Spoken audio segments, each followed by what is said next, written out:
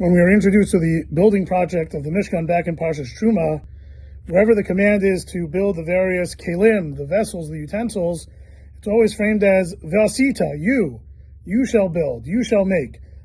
Hashem referencing Moshe Rabbeinu, because Moshe was ultimately responsible for the construction of the Mishkan and its vessels.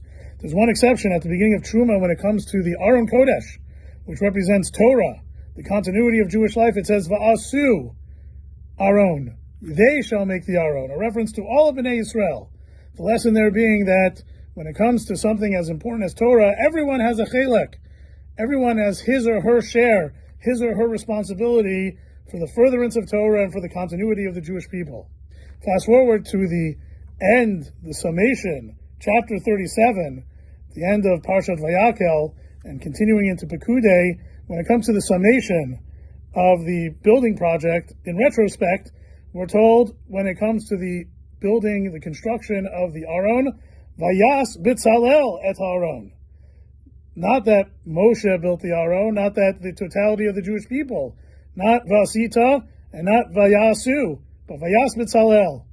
And Rabbi Sorotzkin explains that Bitzalel took upon himself the mandate, the responsibility of building the Aron as a lesson for each and every one of us, that when it comes to something as important as Torah, when it comes to something as important as building and strengthening Jewish community and Jewish continuity, each of us has to take it upon ourselves as if it is solely our responsibility.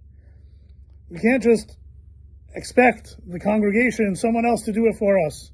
The story is told about a community that needed wine for Kiddush and Havdalah. So instead of putting it on one person, they had every individual bring a cup of wine and pour it into the barrel. One individual said to himself, if everyone's bringing wine, why can't I water down the wine a little bit? So I'll bring water. And when everyone finished and they opened the tap of the barrel, it was 100% water.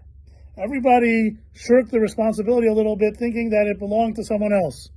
And the lesson of the Mishkan, the lesson of Bitzalel taking on the responsibility of building the Aron, is that each of us has to take on our own responsibilities based on our abilities, and not leave it for someone else to do. It's within our ability, and therefore it becomes our responsibility. Wishing you a wonderful Shabbos.